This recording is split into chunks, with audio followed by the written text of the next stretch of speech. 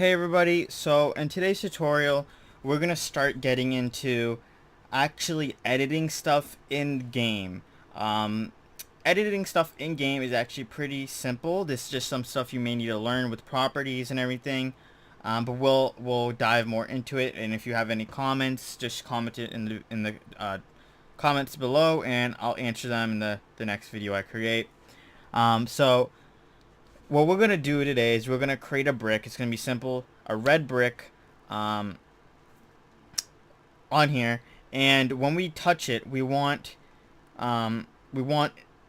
it to change color. Okay, so that's what we're going to do today. Is we're going to have it change color when we touch that brick with our character.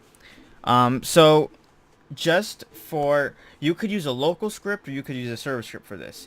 Just for faster purposes, just because usually if you use your client, it's usually faster because your computer is usually high-end than a server. Let's just use the client for now. Let's use a local script if I can find it. Right here. Alright. First thing we're going to do is just going to put a part in the game, okay? Actually, you know what? Let's create the part in the script because it's better if you guys learn how to do this. So let's first create the part. Okay, I'm gonna start with a variable. I'm gonna call this part. Okay, we can name it whatever. It's a variable name. Okay.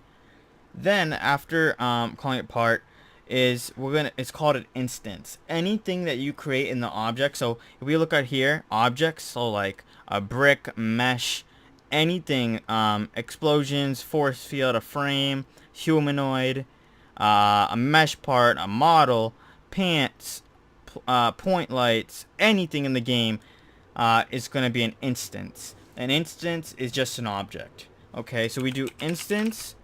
Okay, and then as I told you before, with the methods, there's a method called .new, and it's the only method it has.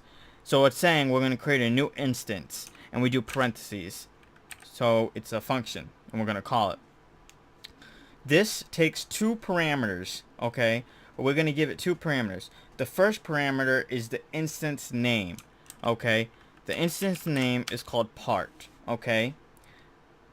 Well, no, let's just use one parameter for today. You don't have to learn another one, okay? So what this does is this is creating a new part. Now, this does not mean it's going to create in-game. If I run this, whoops, if I did run, it does not create the brick, okay? Just because we are creating it in the background does not mean we're putting it inside the game. So we still got to do some stuff with it. So if we did part, okay, so what we're going to do is we're saying part, and if we do .parent. So as I said I didn't go that far into it, but in the other video I said there's child and parents.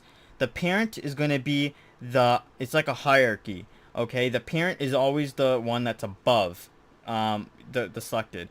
So part, so for example, if just say the base plate was a part, right? The parent would be the workspace, okay? If there was another part inside of base plate, that would be the child, okay? So part.parent. So when we create, what we're doing right now is we're not getting something. If I were to say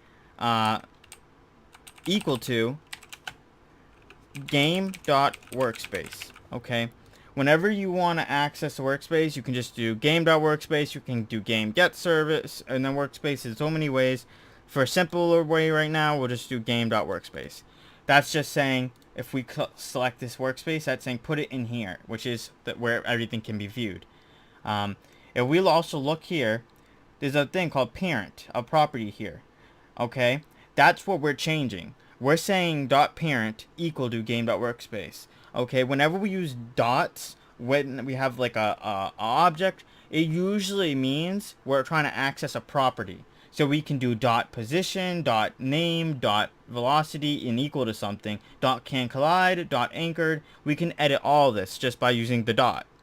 So after we do that, if I play this now you'll see it being in the game. See, now it's here. Okay, so a couple other things we wanted to do. So what we usually do is we always make the properties first, and then you want to put it inside the game, so everything's already created for the object. So if I did part.anchored and set it to true, Anchor just means so it can't move. It's locked into place. It's not like a physics object anymore. So we want it to be true. So what else? So just say we want to make the color green when it first spawns. So this is something new, kind of, where we would do part.brick color. Okay, it's case sensitive equals, and then we do brick color again.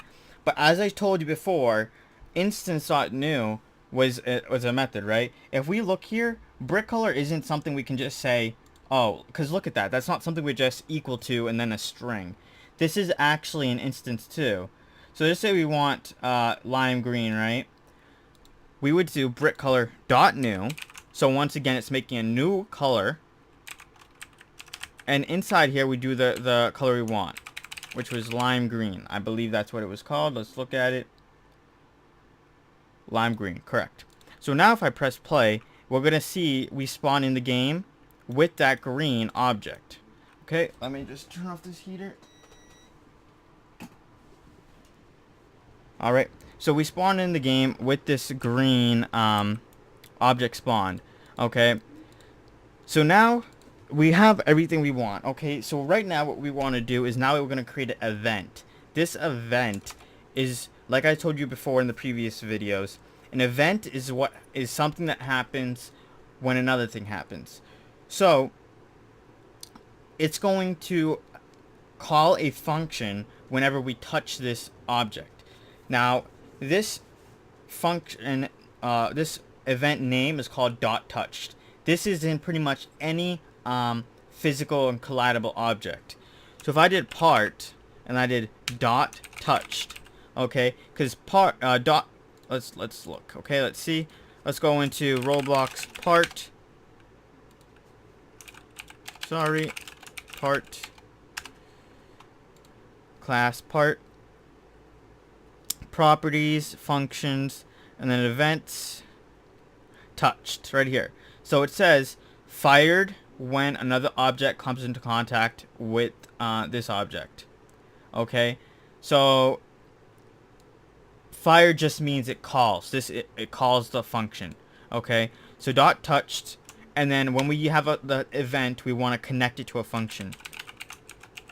So there's two ways we could do this. We could just do function in here and then type end, and whatever in between the function and the end is the code. But I know that's a bit confusing sometimes for new coders. So what we're going to do is we're going to create a function name here. We're going to call it function. We're going to call it touched brick. Okay, and what we're going to do inside here is we're going to do print touched. Okay, so whenever we call this is saying touched. Okay, and we're just going to type in touched brick. Okay, so now if I press play, we're going to know something weird happens. We're going to see, if I just slightly, we're going to see that it's happening a lot, quite a lot actually. It's hard to look, but that happened 19 times, and you and me know that we did not touch the brick 19 times. So this is something called a debounce. You're about to learn something new. It's pretty simple to understand. If I were to do this, we're going to create a variable, and we'll call it debounce, and set it to false. Okay. I'm going to make an if statement in here and say if debounce is equal to false, then do this code and make debounce true. So what I'm going to explain this now. So first we're making debounce false, okay? Whenever we call this function, we're making sure that it's false, okay? So when the game first starts, debounce is false, so this is going to work. And then it sets debounce to true and print touched. So if I try to touch this again, debounced is still false. Debounced was changed to true right here. So no matter what, this code cannot be ran again unless we change the debounce to false. Now, if I were to put this inside of the function, Now this would still do the same way that we just got, because we're changing the debounce variable to false every time we do this. So we want it outside just so that value will never change on calling this function again and again and again. Okay, so now if we try this, it should only work once. See, it happened once and we can't do it again. Okay, so now what we want to do is, instead of just printing touched, we want to change this brick color to red. Okay, so as we showed before, up here we did part.brickColor equals to brickColor.new. Okay, then there's just a color you can pick. I know a color called really red. Okay, and you type in the color, and then we could press play. Now when if I touch that, it would turn to red. Let's do that again. I'll move out the way this time. Alright, so if I touch this, it is going to turn red. As you see, it just turned red. Okay, if I wanted the brick to first turn red, wait a second, then destroy, we could do this. Change this to wait 1, and then we could do part, and then this part has a method called destroy. Basically that just destroys it. It's pretty self-explanatory. If you were to use the part later on, you would equal it to nil. You would make the parent equal to nil, so it's not in anywhere, but you could parent it back later. But we're never going to use it again. So let's do that. Just do that. And if I go here, so when I touch this, it's going to wait a second. It's going to turn red, wait a second, then disappear. As you can see, and it worked. So comment below on next videos you want to see. I hope this helped you. If you have any comments, and you're probably going to have comments regarding this one, because this is something you probably just learned, feel free to comment below, and I'll try my best to answer this. So yeah, thanks guys. Have a good day.